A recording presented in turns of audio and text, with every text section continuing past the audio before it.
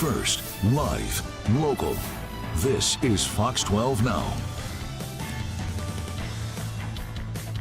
I think for me, it's never satisfied. Even to like the last game of my career, I always felt like I could get better.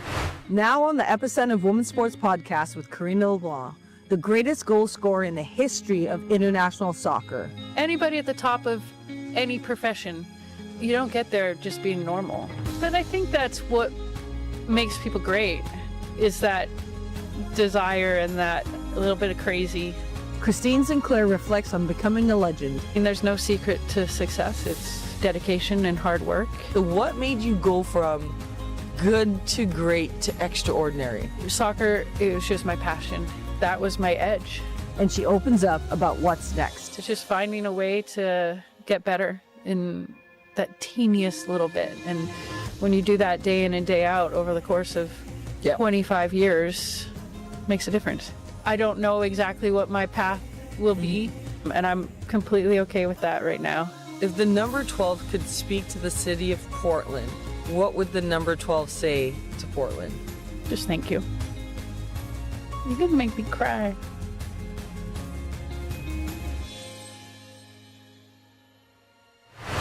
We're here at Merlot Field, where this legend, Christine Sinclair, first started her journey here in Portland. This episode, I think you're really gonna laugh, maybe cry, see some vulnerability from Christine as she talks about how this city helped shape who she is today. The jersey retirement that happened at Providence Park, the Ring of Honor, the Hall of Fame. But most importantly, you're gonna see a different side of her. For me, it was so fun to talk to my teammate that I'd played with for 16 years, but most importantly, see the woman that she's becoming today. It's awesome, it's personal. Tune in, I think you're gonna enjoy it. All right, so Sync. Hi, Karina. Hi. I think we've known each other for, we played together for 16 years, right? Something like that, yeah. 4 World Cups, medal. Yeah. All those things. All those Pro. things. Pro. Weddings. Weddings. You did show up for my wedding. Thanks for doing course. that. Birthdays. Few of them. Celebrations of life. Too many of them. We've been through some stuff. Yeah. And now look at us.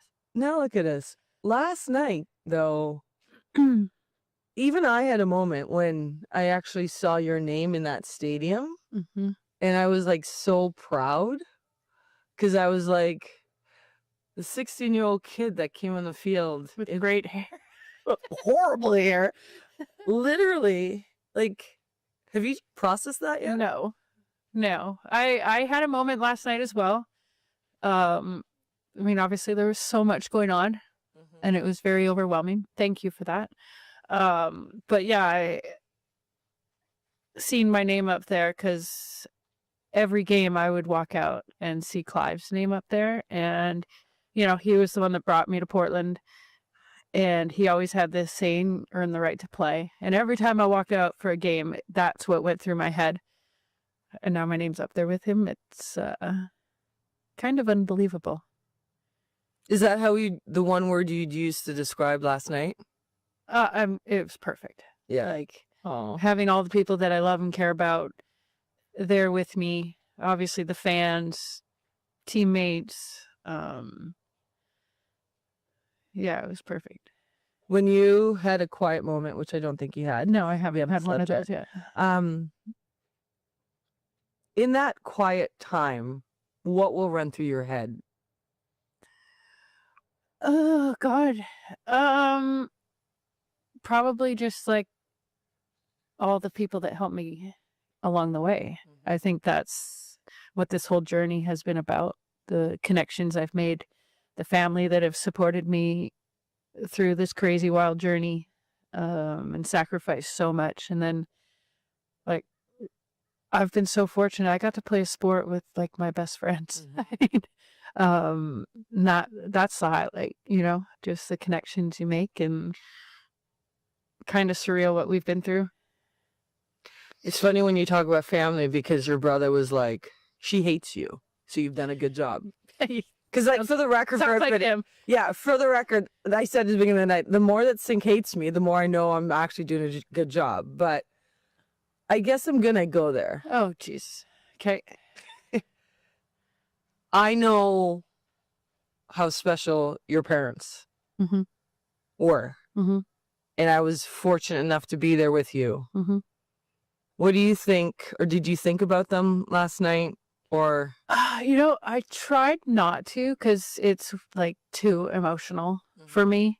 And I went into the night like I've been through some big nights before, like Yeah. retiring from the national team, last game with the Thorns. And there were moments in that where like I would think about my parents and like it took over me. yeah, And I went into last night conscious of just wanting to enjoy the moment Yeah. and just like don't think, just experience. you know? yeah, And then it wasn't until I got back up to the box with my family Yeah. and my mom's sister, so my aunt, who's over there, she just goes, "Your parents would be so proud." And I'm like, "Whoa," it's just gone yeah, because I can't. Yeah, yeah. I literally thought about that because I remember your dad used to watch us train, yes, and in my head, like, people don't know all the stories, right? But in my head, I looked up and I was like, he'd be sitting there with his hands crossed. he would have been in the corner because that's what he'd always do. He'd always be like pacing in the corner because it's just yeah, no, But I think that's where you come from, right? That humbleness, that work hard ethic, that heart, but then also that people never really got to see more of Sync because you were so business. Look, I mean, soccer, like, I'm a private person. I'm a quiet person. I wanted my, like, words to be spoken on the field with what I did, day in and day out for my teammates, for the city, for the organization, for Canada. That's what the world doesn't need to know about me in a way. You know what I mean? Like, that's just how I am, how I grew up. My family are the absolute best, but they would never let it be that I became this like showman of some like no, absolutely they'd be like, sit down. But that's what I grew up with, Yeah. It's you work hard, you do your best, you try to be respectful, and that's all in a day's work. And Let's go back talk to your about family. the most important and impactful person you've spoken about apart outside of your family's Clive Charles. Yeah, he said good. And Dommy O'Doherty, Marion Dome, Yeah. and Menges last night, their speeches were phenomenal. I shouldn't have said anything yesterday. I should have just been like, okay. But to look up and see your name next to Clive Charles, like that, if anybody knows you, that's when it probably hit you. Yeah. Of the significance of what you've done in the city. University of Portland winning 2 championships, and you come into the Thorns and there's 3 NWSL championships, Shields, like all those things. But then it's the impact, right? And I think that's one thing people don't understand about you is that the impact probably has greater value than the goal scored. Yeah, I mean, I've had some fantastic mentors and people that have helped guide me. And Clive, I don't think he's passed away and he's been gone for quite a while now. And I don't want his legacy to get lost. I mean, Soccer City would not be what it is today without him. And what he created out here at UP, he created that passion within the city, playing for the Timbers. He's the one that started all this, and I don't want anyone to forget that. And those of us that were fortunate to know him and play for him, we always said that we would carry a piece of him with us and like continue on his legacy. And that's what we're all trying to do here. It's what I tried to do. I mean, I was only going to play in Portland. I wasn't leaving. And I think of all the other players that played for him and what they're doing and inspiring in their way and changing lives. Yeah, we're all just trying to carry on his legacy. Yesterday you said home. This is home. Yeah. And I think like people don't understand, like, and I'll take our listeners back to the moment that you had an option. You went to university here. I think you were always going to come here, right? University level. It came down to 3 schools, and then What were the 3? North Carolina, Huh. Nebraska. Ooh, that would have been a good choice. Because all Canadians went to Nebraska at that moment in time. There's greatness there. And then UP. And then obviously I'd been here before, like my uncle lives down here, and I came down as like an unofficial visit just to watch a game and just check out the university with my family. And the next day I called Clive up and said, I want to come here. And he said, can you talk to me later? Because we're having dinner. The boundaries. Thanks. Got it. See? Don't call at 6:30 at night. Got it. We would have taken a call at Nebraska. But then everything you've done here, you've lived here, you have a home here, you know, this is part of your DNA. But describe why Portland is home to you. I mean, obviously, being from Vancouver, that's my hometown. Like, I'm so proud. Like, proud to have got a place up there now, too. But what this city has meant to me, what, like, the city has been kind enough to give me. Like, I feel like we've fought for each other throughout the course of this, and just the support. And this is the city I grew up in. You know, I came to Portland as this shy, awkward teenager. Yeah, and I grew up here, and I'll always call this home.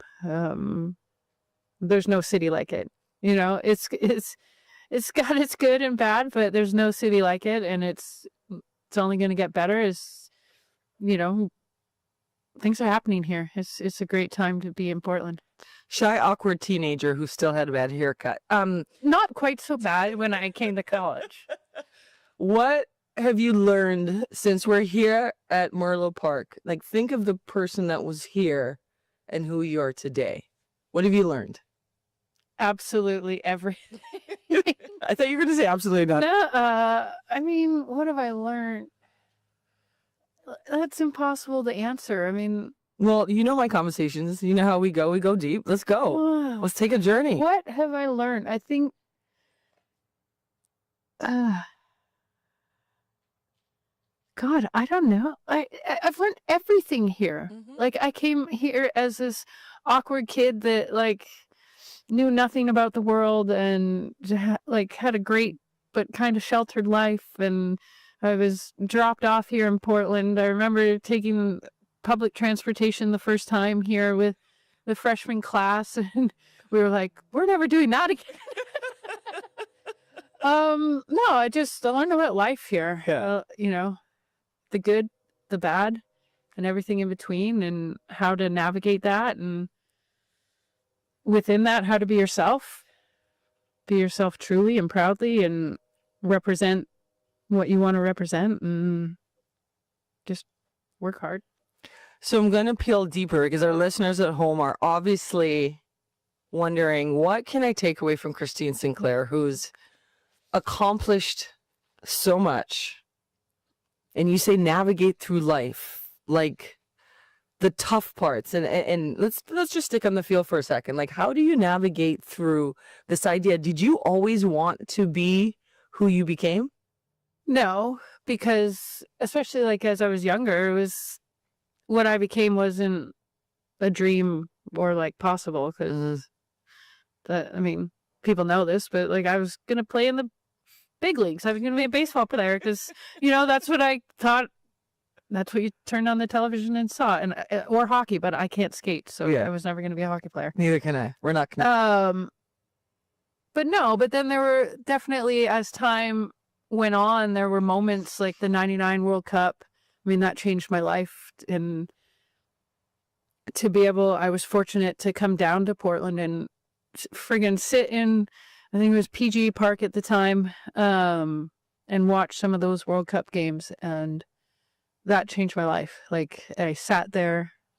It's actually like where the Riveters sit now. And it was the first time I'd seen women play on that stage, and with, you know, 30,000 fans. And that's the moment where I was like, I'm playing in the next one. Like, And is that where you went from? Because Sink, I remember you coming into camp, and I've told this story a couple times. Like, you were 16 years old, and we were in the 6-yard box, and you placed the ball. And I'm like, who's this kid? Because most people try to hammer it home, and you always put the ball where the goalkeeper wasn't. it's a simple concept. Yeah, it's a simple concept. The goal is very big. So people at home, remember, just put the ball where the goalkeeper's not. But like you had this poise, and then you talk about this moment. So what made you go from good to great to extraordinary? Oh, I don't think it was like a moment or a thing. Soccer, it was just my passion. And I literally grew up with a soccer ball at my foot, like 24/7. Obviously with an older brother, my parents, like, I trained with my brother's teams. I was on sidelines of men's games that my dad coached. Like, I grew up on the soccer field, and I think that was my edge. You know, it was second nature to me. It was it was like breathing, kicking a ball, dribbling, juggling. It was breathing to me. And that just obviously evolved as the sport becomes more serious in your life. And I always put in the extra work. I always, did extra. I remember being like the first year of the Thorns, and we'd get done with practice, and I'd go find a field after practice and shoot. Yeah. Like, or the times out here at UP where like Clive would take me, and we'd just spend an hour and a half finishing. It's not shooting, it's finishing. Yeah. So yeah, I mean, there's no secret to success. It's dedication and hard work. Obviously, you need a little luck, like genes and things like that. But I put in the work, I put in the time, and worked on my strengths, also my weaknesses. But yeah, I just worked. I think that's one of the things people never saw, is that even to the last game you played, you always put in, you were the first one on the field, the last one off the field. You would go in and you do the extra work. And you hear that about the greats, the Kobe Bryants, like the people who've accomplished the greatest things in life. They put in the work. When it was hard for you, what made you keep putting in the work? Because for our listeners at home, they're not the elite soccer player, but they're trying to figure this out in life. Yeah, I think for me, it was like when you talk about professional sports and international soccer and things like that, like everyone is great. You don't play professionally or represent your country if you are not the top of the top. Like, that's just a fact. And once you get to that level, it's that 1%. It's that 0.5%, the difference. How can you, be that change? And, we've had some great coaches. Like, you think of John, and he was one that just pushed me and helped me, like, find new levels. Like, so I think it's fine as a player or as a to need people to help guide you and inspire you and, like, help you grow. But I think for me, it's never satisfied. Even to, like, the last game of my career, I always felt like I could get better. Yeah. There's always something more you could do.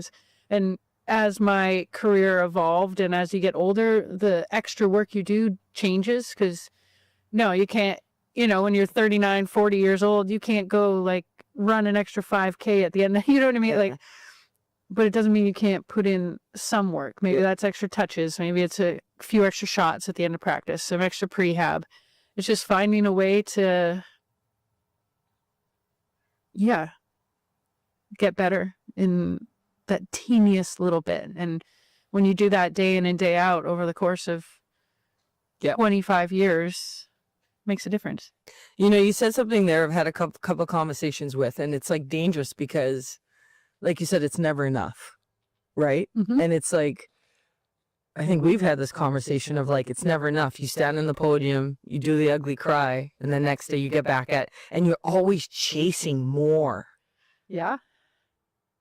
How? Sounds healthy. Yeah, I know. It's like, but it's true, because, I mean, we can have this conversation because it's like, never enough is like, your greatest strength is your greatest weakness. Yeah. Never enough makes you feel like, when do you actually feel like you've done it? Because sometimes I go through that where I'm like, I haven't accomplished anything. I want to do more. But I think that's what makes people great, is that desire and that a little bit of crazy.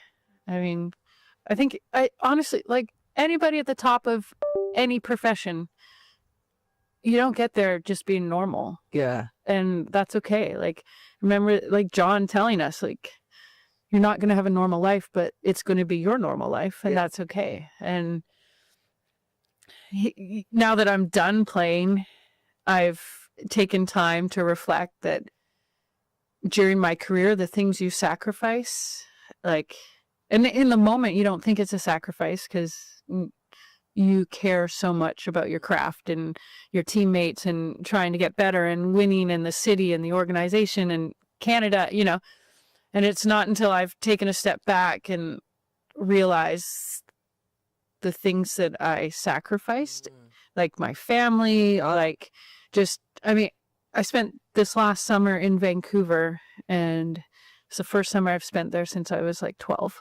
Yeah. And it didn't even hit me, Yeah. you know, but I wouldn't change anything because I've had the best job in the world. But yeah, there are sacrifices, and there comes a point, and in professional athletes, sometimes it happens when you're younger, sometimes it happens when you're 40, that you're like, I'm done. Like, I've done everything I can, and I need to focus on some other things in my life. Yeah. And I don't know how long that will last, because I'd still have the crazy in me, but right now I've changed my focus to spending time with my family and just taking a breath. Yeah. Sleeping. What's that breath feel like? Peaceful.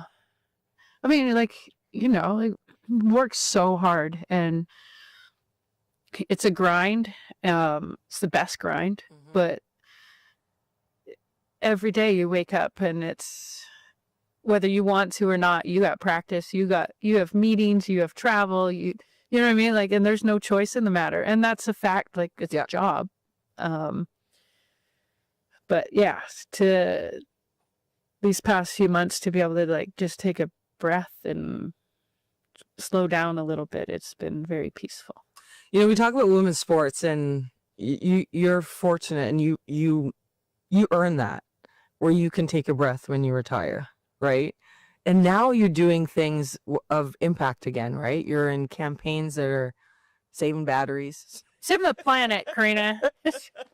But you're finding that crazy. And I love what you said is, like, you're going to find your new crazy. Because I feel like that's what I found, my new crazy. Mm-hmm. But when you look at success now, how do you measure it? I mean, because obviously playing success was easy. You win or you lost. Yeah. Which shouldn't define success. You know what I mean? Like, but right now my success is, am I happy? Wow.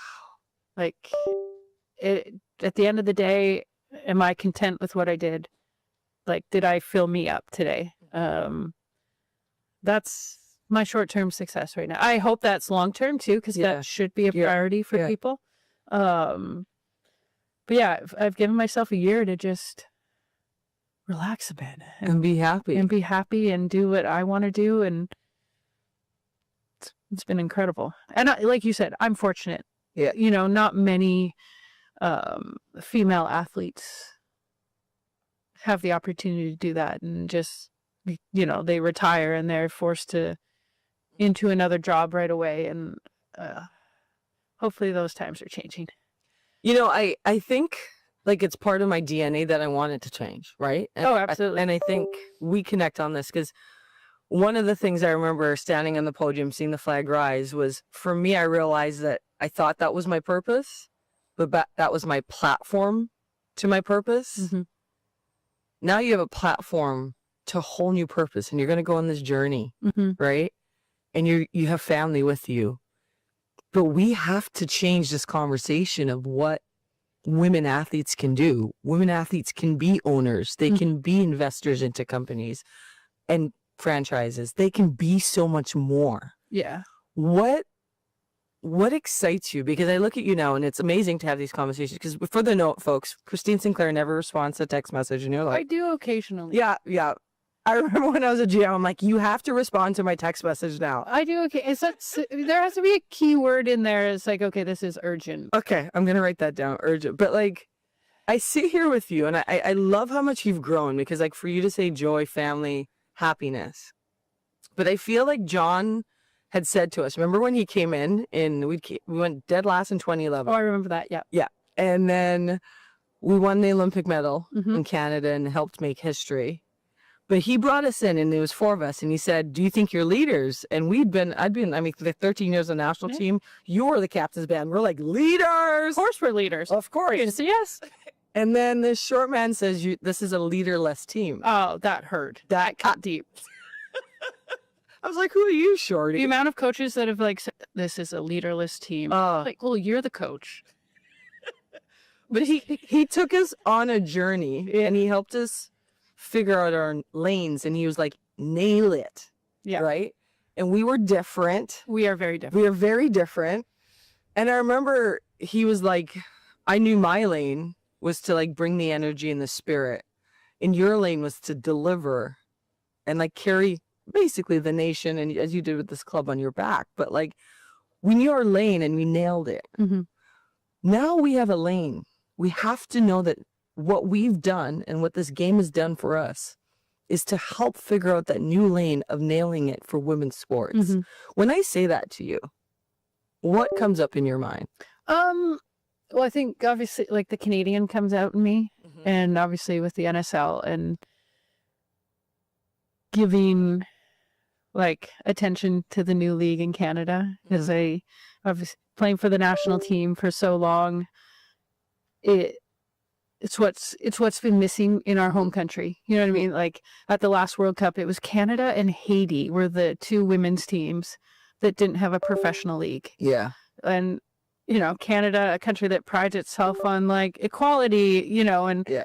we're comparing ourselves to Haiti. Yeah. So I think that's something that I've taken a deep dive into and helping support that league. Obviously, being from Vancouver, helping support the Vancouver team because, I mean, I worry about the future of our national team. I worry about the future stars from Canada because not everyone can go overseas. Not everyone has the opportunity to come down to the States to play. And it doesn't mean someone has to retire. It doesn't mean that someone should give up on their dreams. And so trying to help create that pathway that has been here in the U.S. for, what is it now, 13 years? Yep. It's a priority for me. But yeah, I think it's just continuing to inspire, continuing to grow the game. And yeah, whether that's like investing in teams, we'll see where it goes. Well, let's invest together. Okay. Let's do it. Let's change this world, Sink. You know I'm crazy. No, you're insane. It's like you're not crazy. Like crazy is okay. You're insane. I like it. I like the people who love my insane. But like here in Portland, global epicenter of women's sports, like you know when you're here, everybody knows who you are, right? In Vancouver, most people know who you are. It's a smaller town here.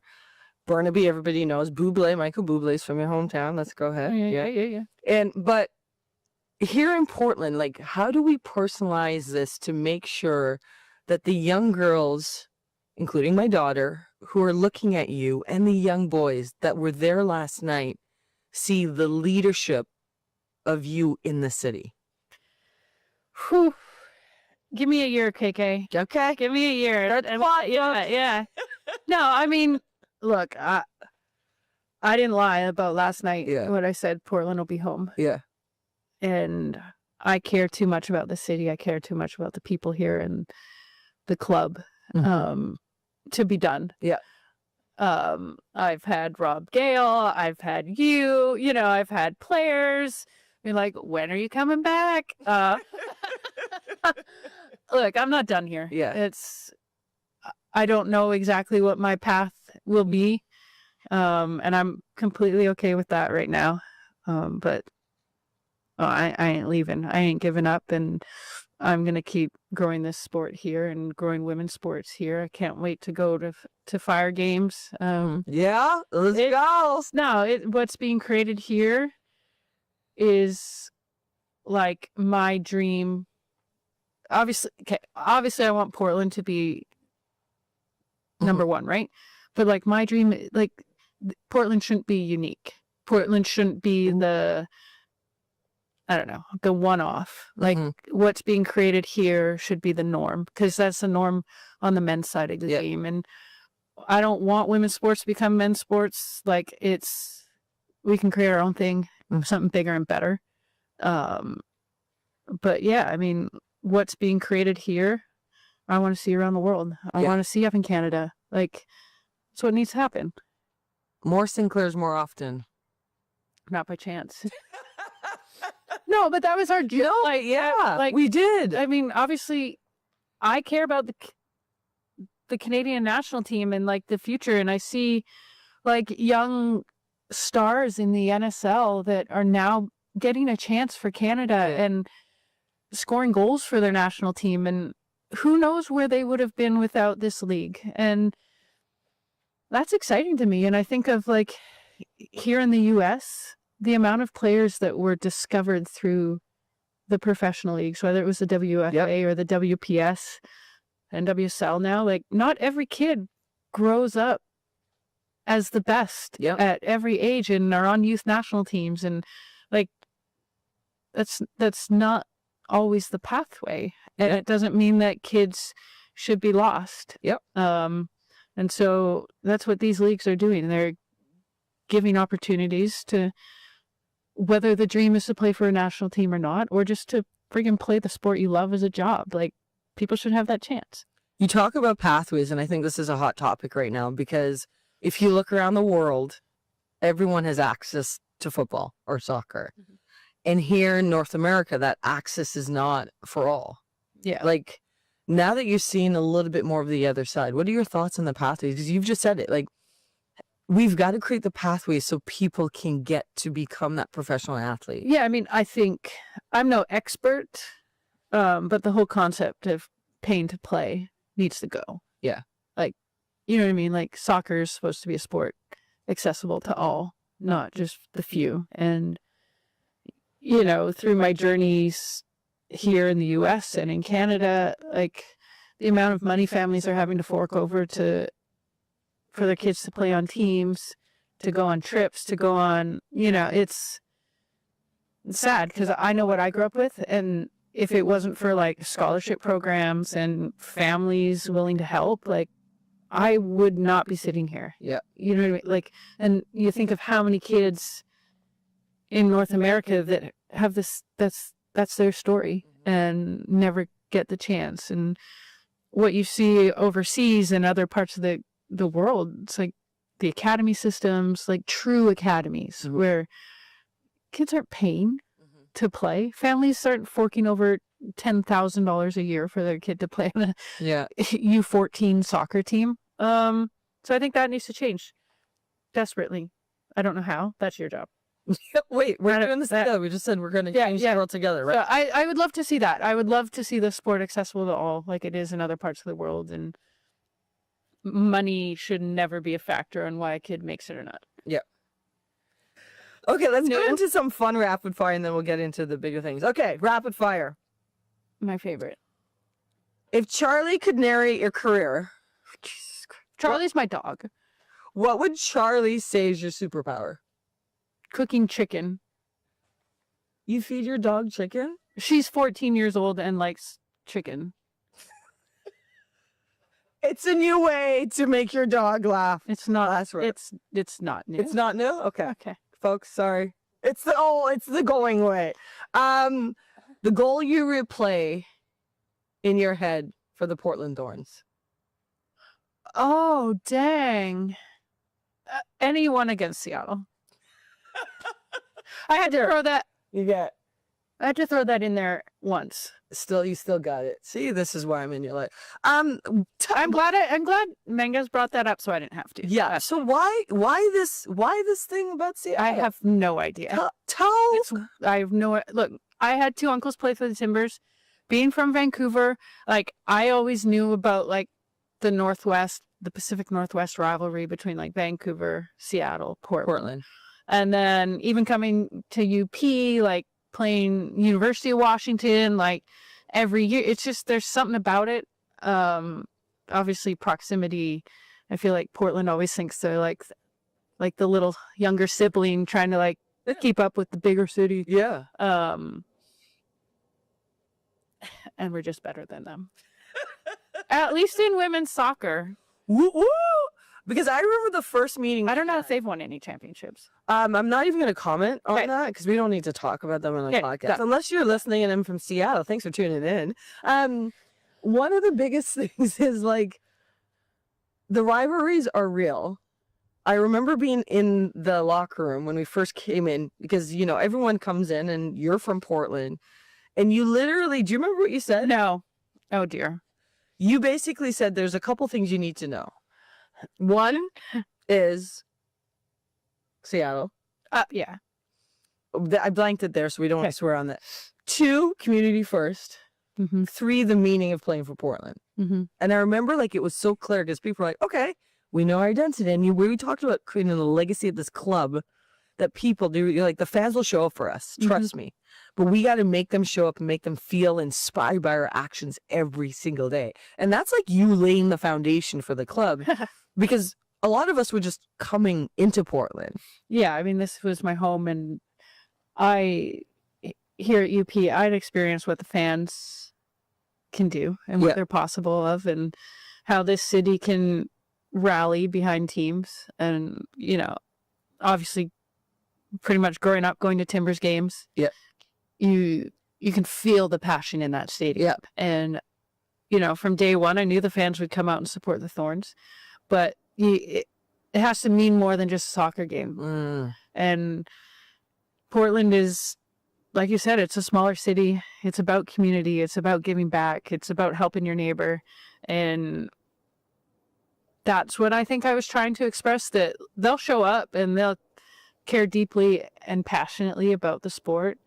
But if you can truly form a bond with this city, like, it will be unstoppable. And I think that's kind of what the lightning we've caught here in Portland, that the fans, they're the heartbeat of this club. And it's, yeah, I mean, you remember day one walking out there and it's just, yeah, there's no better feeling than a packed Providence Park, cheering, supporting, and whether that's you're winning 4-0 or those odd games where you're losing 4-0 and they're still chanting to the very end. Yeah. I mean, they experience every kick of the ball with you, and you can't. It doesn't happen anywhere else. Nowhere else. And I have goosebumps because I do remember walking out on that first game day because we were like right next to each other and we'd played some special games and I was like, holy shit. Yeah, for warm up it was packed. I was like, they're here really early. Did we miss the kickoff time? And they still show up that way, right? Yeah. Like even last night when we were walking, we walked by the Riveters. Yeah. And the minute they saw you, they just stood up, right? And clapping, and then they came down and gave you hugs. Like, that stuff, this is 13 years later. Yeah. Right? Yeah. And they still feel that passion for this club and for you. I mean, but we've created that, we've created that bond, where you think of all the community service we do, giving back. And this is the type of city where if I see any of them, I'll buy them a drink. Yeah. You know what I mean? It's just what this city is about. And they've supported me personally. They've supported this club and the players and the organization through good and bad. And I hope as players we have given back to them. I hope that we've given them joy and some excitement and moments to feel proud of this city. And yeah, it's just a connection that's created here. Yeah. Okay, back to quick questions. I'm just that was a long one. But rivalries. Okay, so your favorite, there's the Seattle Portland, then there's Canada USA, right? And we are sitting in the United States of America right now, so we will be like, yay! So, favorite goal I actually just answered the question there, but maybe it's not your favorite goal for Canada. Wasn't against the U.S. Favorite goal? No, I don't think it is against the U.S. Oh, go there, girl. Where Well, was no, it? I think, like, look, I've been fortunate. I scored a few. Okay, guys, anybody listening at home, just go Google 2012 Olympics. Okay, but here's Canada the thing. versus I will USA. never answer that as one of my, because we lost. Lost. Like, it's hard to, that was a remarkable experience and game, and holy, the emotions that went into that. And after that, Played at Old Trafford, where we would have grown up watching Yeah. Manchester United on TV. yeah, Hoping to go sit in the stands, and you're playing to go to the gold medal match of the Olympic Games. we lost. We lost. And Sinclair, like, I still remember the image of your face. Like, you were in the zone. It was like talking to you, you just didn't even hear anybody. No, You scored 3 incredible goals, right? Like, they're okay. Yeah. no, like, even to this day, like, boxing, everybody would be like, yeah, everybody who played that game, who were in the stands, remembers that game. Yeah, But we lost. we lost. I get it. And then your leadership in that moment, some people don't know or know, you're not the speaker, No. but we were bawling in the dressing room again at Old Trafford. The visitors' dressing room. Because why? We were the home team, but the Americans took the home locker room. What? What happened? Did that happen? Yeah, did that happen? No. No. No, I just remember sitting in that locker room and. Okay, rewind. Our goal heading into the Yep. Olympics Go ahead. Tell was the to story. see our flag rise. So if you're going to the Olympics and you're seeing your flag rise, you're finishing one of 3 places. And that was our goal, one of our goals. And so after the game against the U.S., like you said, everyone's crying, they're sad, they're furious in anger and like ready to kill people. And I remember sitting there and like, I don't speak up a lot, but one thing John did help me is realize when I needed to speak. And I just remember sitting there thinking like, if something doesn't get said here, like we're going to POA our chances. Yeah. You know what I mean? Like, Yeah. we still had a chance to play for an Olympic medal. And so I remember standing there and just saying to the team, like, how proud I was of what we did that day. And that it was like an honor to like fight with the team that day. Like, cause I'd never seen any of our team play the way we did that day. Yeah. You know what I mean? Like, it was just unbelievable. And we still lost, and that's sports. And then I just said that, like, we still had a chance to see our flag rise and win an Olympic medal. And that, like, before the tournament, if anyone would have said, you're going to be playing for bronze, like, we would have taken it in a heartbeat. And I remember just being like, and I'm not leaving here without a medal. Yeah. Like, it was like, even if we're not winning the bronze, I'm stealing one. But that's leadership, because again, we come back to leaders don't have to be all of one. They need to just be one of one. Yeah. And in that moment, had anybody else said that, well, I don't think anybody else would have been brave enough to see that. But you were. And literally that was a huge shift for us to like just wrap our heads around. Yes, it was a horrible call. Yes, I mean, still to this day, people in Canada are like, you owe me a TV because I threw my beer at the TV. You know, like, Yeah. it was better for us to get bronze than it was No. gold at the time. The way that tournament panned out and the way that the country rallied behind us after the game against the U.S. and then watched us like somehow grind out a win against France to win a bronze medal, like you said, Mm-hmm. did more for us than if we would have beaten the Americans and gone on to win gold or silver. Yeah. Like, because Canada loves the underdog, Yeah. the like, oh my, that's just how we are as a country, and we thrive under that. Yeah. From that day, the country has like fallen in love with the women's national team. And I think they fell in love with you a bit more. So go back to your favorite goal, because we'll just really get it rapid fire. I don't know. I'm just going to throw out one. The goal to win bronze in Rio against Brazil Yeah. and to like really make their crowd Yeah. Quiet. Yeah. Okay. She loves shutting people up. What do you do for exercise these days? I still have a little crazy in me. Okay. I do a lot of running, Okay. go to the gym. I have not touched a soccer ball. Oh, My feet do not want to go in soccer boots. yeah. So They feel tight and then they hurt the ball of your feet now. it's not necessary at this point. It's actually called getting older. Okay. Um, I like massages. Is that exercise?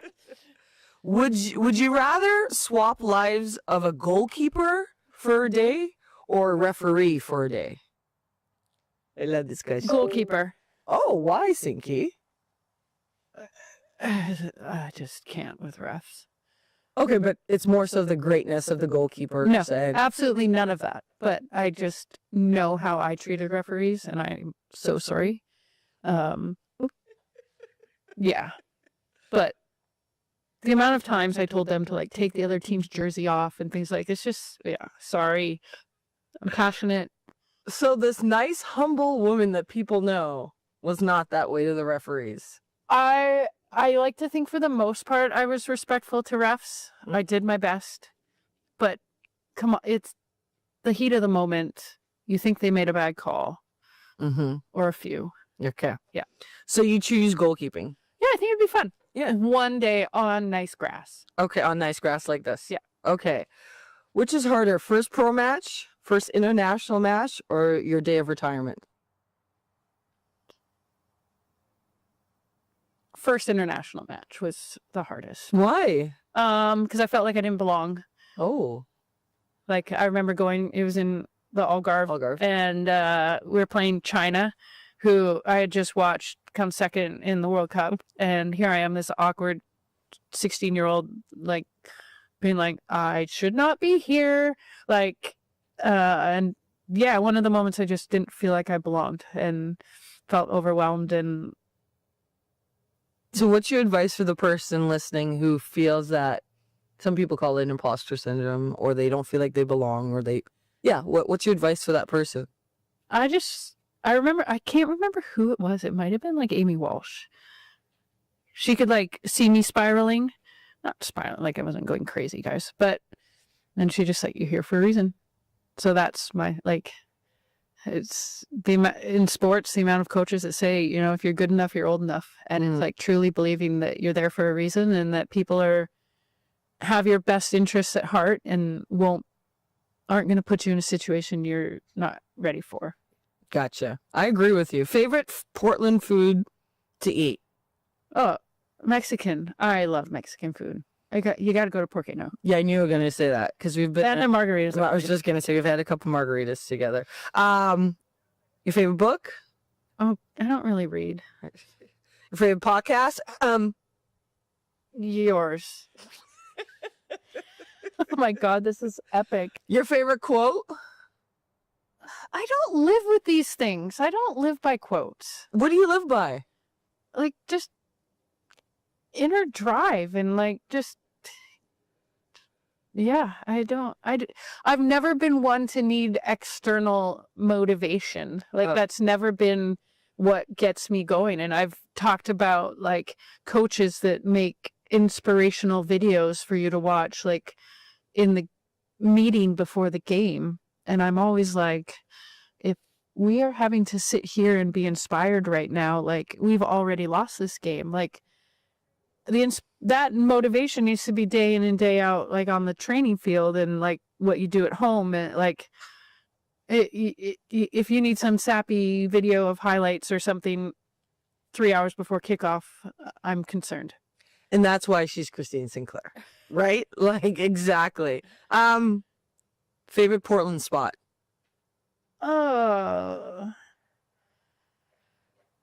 Providence Park. What defines home now? Home is just like for me wherever I'm happy. Like it's where I'm at peace. And so I've got Portland and then I've ventured into Vancouver and it's where my family is. And yeah, home now is actually where I want it to be. Like there's no uncertainty. You know, I played pro in California, I had played in New York, and now I get to choose where I want to be. You know, and I've been fortunate to do that for a while now, but it's You know what's crazy, Sink? Again, I just said at the top, I've known you for like 17 years, and I feel like the most beautiful part about where you are right now is I know you're rediscovering yourself, but I'm rediscovering you yeah. in this moment because your growth, I've watched you grow obviously as an athlete and as a person, but now I'm watching you grow as a human. Yeah, I think I'm learning how to be a human in a sense. Like, you know, when you're a professional athlete, like it's a grind. It's your focus is your craft, and everything else kind of just, at least for me, everything else kind of got put to the side. And I'd be on a trip and be like, I got to go work out. Like, I can't go on that trip. It's just, and now to sit here and, like I said earlier, just take a breath and enjoy life and enjoy the people that I get to like take this journey with. It's pretty incredible. Your nieces, what kind of advices are you giving them other than, I know you're sarcastic to the Oh, lordy lord, those two. What advice? Like, they're shitheads. In the best possible way. I love them to death. And they don't see me as a soccer player. They don't see me as, they just see me as like this goofy auntie that like would do anything for them. And my advice for them is to just be themselves and don't listen to the people that say no, which their parents. I can already see the whole... My brother, if he sees this, he's gonna lose his. Okay. Your jacket last night. Yeah. We were talking about it. Why was that special? Because there's so many little things in there that... Yeah. Talk about the jacket so people... Okay, so last night I was given this jacket. It's a custom-made jacket that kind of like, in a way, summarizes my career and like life in a jacket. It's got the things that mean the most to me. It's got my niece's names. It's like obviously got some Canada stuff. It's got some Thorns memories and like some things that have been said. Obviously acknowledges the championships, and there's even like a photo of some of my teammates inside. It's epic. If the number 12 could speak to the city of Portland, Oh, geez. what would the number 12 say to Portland? Just thank you. You're gonna make me cry.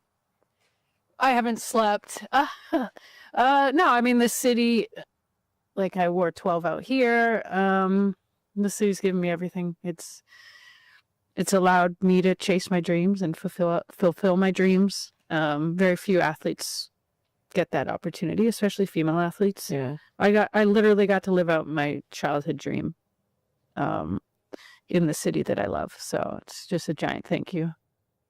Well, you know, on behalf of the city, and I know you're getting emotional, and I think in a sense I am too, because you've made the city fall in love with women's sports in a whole different way because of your humility and how much you care. I do care very deeply. But yeah, the city, the people here, yeah, it's a special place. Like, there's no city like it. Come on. Like, it's unique, it's funky, it's perfect. This probably won't air, but what's your advice to Paris? Because she loves her anti-sink. Don't listen to your mom. No, I mean, what? Honestly, that kid, like, I can just see, like, the joy that comes from her. Like, she just oozes joy and, like, happiness, and it's infectious. And my advice to her is to not let anything or anyone dull it. That's the plan. I love you, girl. Love you. Thanks. And then my advice is when she's on the national team, she plays for Canada. I'm just saying. You know, I mean, my right? Yeah. Okay.